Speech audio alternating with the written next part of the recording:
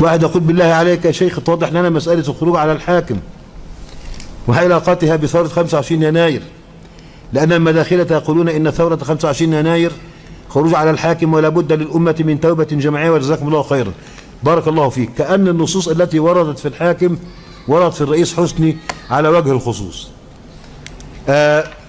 هؤلاء يحتجون بأحاديث أقواها حديث حذيفة: فإن كان لله تعالى في الأرض خليفة فالزمه وإن ضرب ظهرك أخذ مالك. هذه العبارة وإن ضرب ظهرك أخذ مالك، هذه العبارة منقطعة، إسنادها منقطع. هذا ليس كلامي، اللي بيقرأ في صحيح مسلم هيجد الإمام النووي قال الدارقطني، وهذه العبارة إسنادها منقطع وهو كما قال.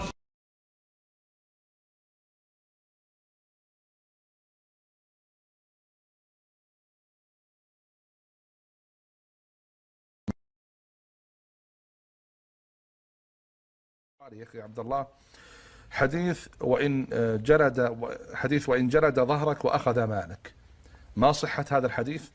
ثم يقول بعض المشايخ، وذكر بعض الدعاة ممن نحسبهم والله حسبهم، قال يفسره بأنه صبر الأفراد على ظلم السلطان وليس ظلم الأمة. وبعض العلماء وصف القائل بوصف عظيم حقيقة، قالوا أنه صاحب هوى.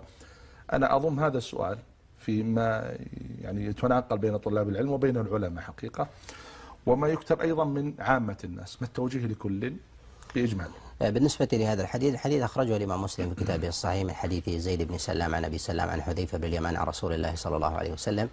وهذا الحديث ممن اختلف العلماء في صحته، وقد أخرجه الإمام مسلم ليس في الأصول، فأخرجه متابع لرواية الخولاني عن حذيفة بن اليمان، والصواب في ذلك الانقطاع والإرسال، وهو كما ذكر ذلك الدارقطني رحمه الله في كتاب العلل، وكذلك أيضا مال إليه النووي. Okay, now you've brought something which really does prove your point, because you said it's not going to be upon my sunnah, which is really the crux of the discussion here about ruling by other than the sharia. You got a problem though, the hadith is weak. Where's it narrated first of all? The hadith is narrated in Sahih Muslim. Okay, there's two narrations for this hadith. One is authentic, but the other one is weak. Okay, and this is not just me saying this is from Sheikh Muqbil, which is a scholar that you love and respect, and Imam Al Daraqutni as well. And both of them say that this Hudhayfah ibn Yaman, who like you said narrated the hadith, in the chain it says it's been narrated by Abu Salam, who heard it from Hudhayfah ibn Yaman.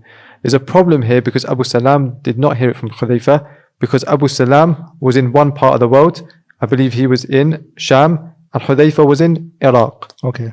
How can the two have heard of each other when they're in two different parts of the world? And therefore this is a mursal narration, it's disconnected, and we know that obviously if it's disconnected it can't be used as evidence, and that's exactly what Sheikh Muqbil says, it can't be used as an evidence. Okay, here I want to speak about something. This hadith, whether you weaken it or authenticate it, number one, it does not change our argument. Okay. Because all of the narrations where it mentions that he's oppressing, he's wronging, وَإِن ضُرِبَ ظَهْرُكَ وَأُخِذَ مَالُكَ, it's in there. Okay. So it doesn't, like, our whole argument does not stand on that one sentence. That's a side point. It's not like everything crumbles for us. Especially the other hadith that you just said is authentic. And then the Prophet ﷺ mentioned that they're not going to hold on to my sunnah. They're not going to take my guidance as a guidance. So that does show that, and their hearts are the hearts of shaitan. And that's enough. So وَإِن ضُرِبَ ظَهْرُكَ وَأُخِذَ مَالُكَ, if you weaken it, it does not mean that it invalidates our argument. Yeah, the side that I'm representing just weaken that statement. They don't. Okay, now I'm going to come to another thing, which is this hadith, who narrated it? Al-Imam Muslim. Muslim narrated this in his Sahih. Yeah, correct. So we have now Daraqutni, Imam, Azim, la shakka wa la rayb. Yani, Daraqutni is the Imam of this field. It's hard to even talk about him in this issue. And that's how big he is, rahimahullah. And when he weakens something, or he critiques something, that's Daraqutni. It's not a light matter. Okay? What I want to say is that here we got Daraqutni and we have Al-Imam Muslim. Muslim, he brought it in his Sahih as a Sahih hadith. And he told us all of the hadiths that are going to be here are going to be Sahih. Especially the hadith which are Musnada. And the poet, he said, صاحب المراقي صاحب الألفية in الألفية العراقي, he said وأول من ألف في الصحيح محمد وخص بالترجيح ومسلم بعد وبعض الغرب مع أبي علي فضلوا ذا لو نفع. Bukhari is the most authentic book. Muslim comes second. After Bukhari is most authentic book after the Quran, of course. We're talking about hadith books. The first hadith book that's authentic is the Kitab Sahih Bukhari. Then what comes next is what? Sahih Muslim. Imam Muslim Sahih. So we have to say, okay, look, we have Muslim on one side and we have Daraqutni. مع جلالة Daraqutni, with the level of Daraqutni, but Muslim is given more weight. لا شك ولا ريب. That's that. Also, what's the argument? He's saying that the hearing of Abi Salam from who? Hudhayfah ibn al-Yaman. Okay, this is where the discussion is. Yes. Lakin who did Abi Salam hear from?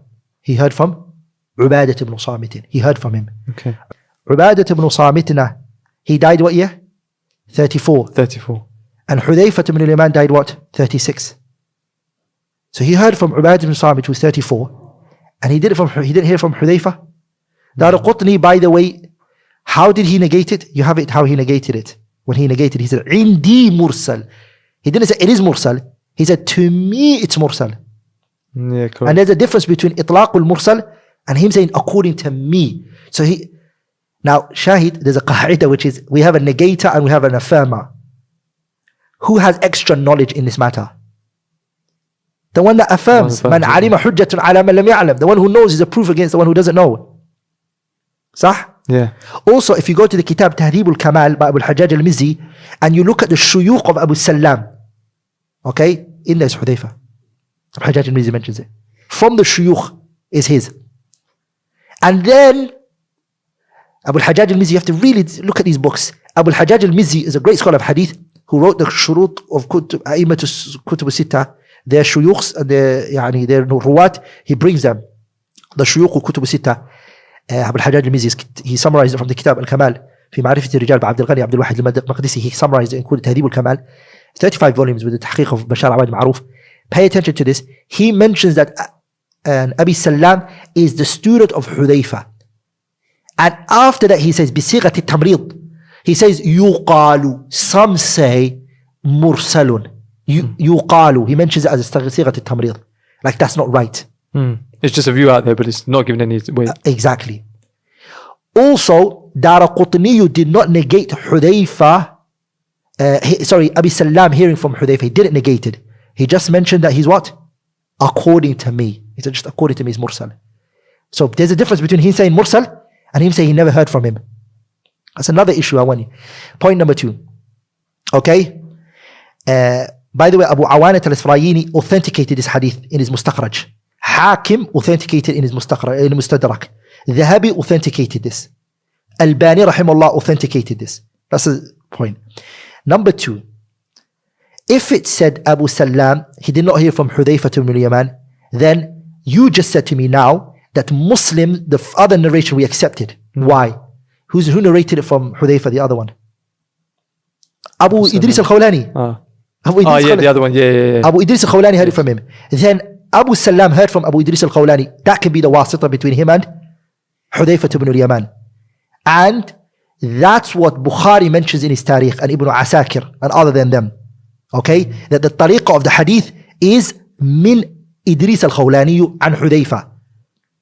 Are you with me in that part? Yeah. That's the second response. The third response is Al-Imam Muslim, sometimes he does do this. There's no debate about it. That he brings a hadith which there is a kalam in its chain. Lakin why does he bring it? He brings it after he's already affirmed the hadith before it. And this is a mutaba'a for it. Are we all together? He does this what? Mutaba'a. Especially he does this, if you look at the Sani'ah of Imam Muslim, if the matan of the hadith is sahih. Even if there's a kalam in the Sanad, the matan is sahih. You mentioned to me now that Daraqutni said Indi mursal. And who agreed with him? Al-Imam Muslim, right? Imam Nawawi. نووي says قال الدارقطني هذا عندي مرسل لأن أبا السلام لم يسمع حذيفة وهو كما قال. And the matter is as Daraqutni said لكن المتن صحيح. لكن المتن صحيح. The hadith, the wording is correct. متصل بطريق الأول. It's صحيح and it's connected from the first طريق. يعني through أبو مسلم الخولاني. وإنما أتى مسلم بهذا because Muslim brought this one متابعة. This hadith is a mutaba'a for it. It strengthens it. That's what Imam Nawawi said. And it's a deception to say Nawawi believes it's weak. Because he doesn't. He believes that, okay, maybe Daraqutni, or he believes Daraqutni's statement is good. But the hadith is still authentic. That the meaning is right. Also, there's other points. There's a shahid for it. The hadith of the hadith of Ibn Hibban that you mentioned. Why is it that you took it? Hadith اسمع وأطع through عبادة بن صامت. اسمع وأطع في عسرك ويسرك ومنشطك ومكرهك وأثرة عليك وإن أكلوا مالك وضربوا ظهرك. You accepted that narration before. إلا أن تكون معصية الله. You accepted it. And that is Ibn Hibban narrated من حديث عبادة بن صامت. This is a shahid for it. This is a what? It's a shahid for it. It strengthens it. And also, this hadith is strengthened by the statement of Umar ibn Khattab. Umar himself said this. Suwaydah ibn Ghafalah, Umar radiallahu anhu advised him. Umar said to him, Ya Umayyah, Ya Aba Umayyah, O Abu Umayyah, Inni la adri la'alli la alqaka ba'di aami hadha. Umar said, I don't know, Suwayd ibn Ghafalah, I don't know if I'm ever going to meet you after this year onwards. He said, but the advice he gave him is, Fasma' wa ati', listen and obey. وَإِنْ أُمِّرَ عَلَيْكَ, even if you're placed over you, عَبْدٌ حَبَشِيٌّ مُجَدَّعٌ, a slave who is amputated is placed over you. إِنْ ضَرَبَكَ فَاصْبِرْ, if he lashes you, be patient. وَإِنْ حَرَمَكَ فَاصْبِرْ, if he prevents from you, be patient. وَإِنْ أَرَادَ أَمْرًا يَنْتَقِصُ دِينَكَ, if he wants to do something to you that will harm your religion, reduce your religion, فَقُلْ, say to him, سَمْعٌ وَطَاعَةٌ, I hear and I obey you, دَمِي دُونَ دِينِ, but my religion is a red line you can't cross. لَا تُفَارِقِ الْجَمَاعَةِ, do not go against the jama'ah. That statement of Suwayd ibn Ghafalah, Ibn Abi Shaybah narrated it, and it's authentic. Can we not strengthen it with the statement of this noble companion? The point I'm trying to say to you is that this hadith, trying to weaken it, try to go in against it, it's not a strong argument, it's weak. وَالْعِلْمُ عِنْدَ اللَّهِ, Allah has knowledge. Anything I might have said that was wrong is from me, shaitan, and Allah and His Messenger are free from it.